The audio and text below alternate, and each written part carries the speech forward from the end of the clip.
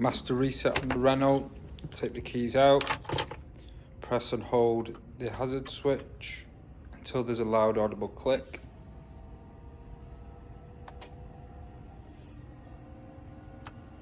Once that's done, take the keys, turn the ignition back on, and that's the master reset complete.